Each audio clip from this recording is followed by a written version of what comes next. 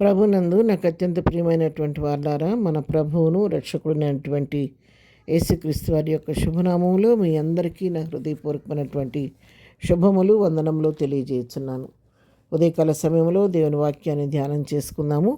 ఈరోజు వాక్య ధ్యానము కొరకు మనం తీసుకున్నటువంటి లేఖన భాగము అపోస్తలుడైన పౌలు రోమీయులకు రాసిన పత్రిక 5వ అధ్యాయము 8వ వచనం చదువుకుందాం.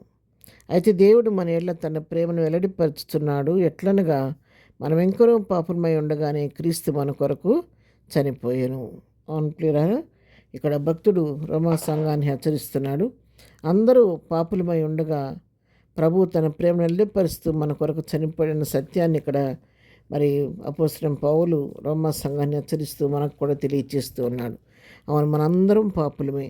రోమీయులకు రాసిన పత్రిక 3వ అధ్యాయం 11వ వచనం చూస్తే, నీతిమంతుడు లేడు, ఒక్కడనూ లేడు, గ్రహించేవాడు ఎవడనూ లేడు, దేవుని మీదకి వాడు ఎవడనూ లేడు, అందరూ త్రోవ తప్పి ఏకంగా పనికిమాలిన వారేరి, మేలు చేయవాడు లేడు, ఒక్కడైనను లేడు.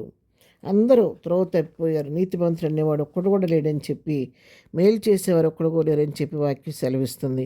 3:23లో చూస్తే, ఏ భేదమునూ లేదు, అందరూ పాపం చేసి దేవుడు అనుగ్రహించే మహిమను పొందలేకపోతున్నారని చెప్పి ఇక్కడ రాయబడింది. ప్రతి వారు కూడా ఏ భేదం లేకుండా ప్రతి వారు కూడా పాపం చేసి దేవుని యొక్క మహిమను మరి పొందలేకపోతున్నారు, మహిమను చూడలేకపోతున్నారు, అనుభవించలేకపోతున్నారు అన్న సత్యాన్ని మనం ఇక్కడ తెలుసుకుంటూ ఉన్నాం. అవును, మనందరం కూడా పాపులమై నశించిపోతూ మరి ఉన్న సమయంలో ప్రభువు తన ప్రేమను మన పట్ల వెల్లడిపరుస్తూ మనందరి కొరకు ఆయన చనిపోయాడు. మరి యెషయా గ్రంథం 53వ అధ్యాయంలో మనం చూసినట్లయితే 6వ వచనం, మనమందరము గొర్రెల వలె త్రోవ తప్పిపోతిమి, మనలో ప్రతివాడును తనకిష్టమైన త్రోవకు తొలిగను, యెహోవా మన అందరి దోషమును అతని మీద మోపెను. చూడండి, ఇక్కడ కూడా రాయబడింది, ఈ అందరము గొర్రెల వలె త్రోవ తప్పిపోయారంట. ఎవరికి ఇష్టమైన త్రోవను ప్రతివాడు తొలగిపోయారంట. అయితే యెహోవా మన అందరి దోషమును అతని మీద మోపెను. తండ్రి అయిన దేవుడు కుమారుడైన క్రీస్తు మీద అందరి దోషాన్ని మోపినందువలన మరి ఆయన మన భారమంతా భరించి పాపులమైన మన కొరకు యుక్తకాలమున ఆయన చనిపోవటం వలన ఆయన రక్తం ద్వారా మనకు విమోచన క్షమాపణ దొరికింది. రోమాపత్రిక 5వ అధ్యాయము 9వ వచనం మనం చదువుకుంటే, ఆయన రక్తం వలన ఇప్పుడు నీతిమంతులముగా తీర్చబడి మరింత నిశ్చయముగా ఆయన ద్వారా ఉగ్రత నుండి రక్షింపబడదు. ఇప్పుడు మరణపాత్రను మనము, పాపంలో ఉన్న మనము ఇప్పుడు ఆయన రక్తం వలన మనం ఏం చేయబడుతున్నామంటే నీతిమంతులుగా తీర్చబడ్డాం.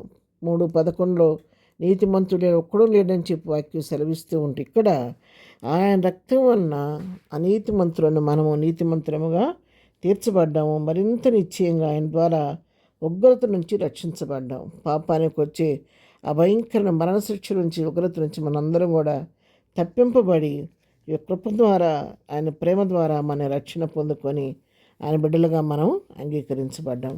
పేతురు రాసిన మొదటి పత్రిక 2వ అధ్యాయంలో కూడా మనం చూసినట్లయితే 24వ వచనం, మనం పాపం విషయమై చనిపోయి నీతి విషయమై జీవించినట్లు ఆయన తానే తన శరీరం మందు మన పాపములను మ్రాణి మీద మోసుకొని ఆయన పొందిన గాయముల చేత మీరు స్వస్థత పొందిరి. చూసారా, మనం నీతిమంతులుగా మారటం కోసం మనందరి పాపములు తన శరీరం మందు మన పాపములు అన్నిటి కూడా ఆయన మ్రాణి మీద మోసుకున్నాడంట. ఆ విధంగా ప్రభు చేస్తున్న శిలువ బలియాగం వలన ఈ రోజున నీకు నాకు విడుదల, విముక్తి, విమోచనం కలిగింది. అయితే ఆయన కాచిన రక్తం ద్వారా మా పాపాలకు క్షమాపణ, ఆయన పొందిన దెబ్బల ద్వారా, గాయముల ద్వారా మనకు స్వస్థత కలుగుతూ ఉంది. ఉదయకాలం దేవుని వాక్యం నీతో నాతో స్పష్టంగా మాట్లాడుతుండగా, ఒకరు ఇప్పటికే ఈ సత్యాన్ని తెలుసుకొని ఆ రక్తంలో నీ పాపాలను కడగబడి నీతిమంతుడిగా తీర్చబడితే నువ్వు ధన్యుడు.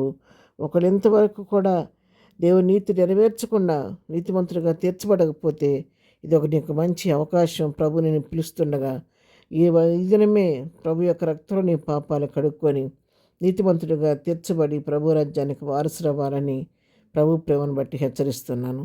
ప్రార్థన. ప్రేమ కలిగిన తండ్రి, పరిశుద్ధుడా, ఉదయకాలం మాకు ఇచ్చిన మంచి శ్రేష్టమైన వాక్య భాగాన్ని బట్టి నీకు వందనాలు. అవును ప్రభా, మేమందరం పాపమై ఉండగా మీరు మా కొరకు నీ ప్రేమను వెల్లడిపరుస్తూ మీరు మా కొరకు చనిపోయి మీరు పొందినటువంటి ఆ యొక్క శిక్ష ద్వారా, ఆ యొక్క మరణం ద్వారా మాకు విమోచనం కలుగు చేసి నీతిమంతులుగా తీర్చారు. ఉదయకాల దీవెనతో మనం నింపండి ప్రభా. మా ఉదయతలు మన్నించండి. ఈ దినం ప్రభా పునరుద్ధానుడైన నేను జ్ఞాపకం చేసుకోండి. పునరుద్ధానపు దీవెనలతో మేము నింపట్టానికి సహాయం చేయని, సంధికెళ్ళి సంతోషించే భాగ్యం మాకందరికీ దయచేయండి. ప్రతి ఆరాధనను మహిం పొందని దినం మేము చేయ పని పట్ట రాకపోకల్లో క్షేమం దయచేద్దరు. బర్త్డే మ్యారేజ్ చేసుకుని దీవించి ఆశీర్దించండి. బలహీనలు ముట్టని దుఃఖలను ఓదార్చి ప్రతి వారి పట్ల కృప విస్తరింపచేసి ఇద్దరు దీవులతో నింపి నడిపించమని యేసునామములో ప్రార్థించి అడిగి ముందుకొని ఉన్నాము తండ్రి. ఆమెన్. ప్రభు కృప సదాకాలం మనందరికీ తోడే నడిపించునుగాక. ఆమెన్.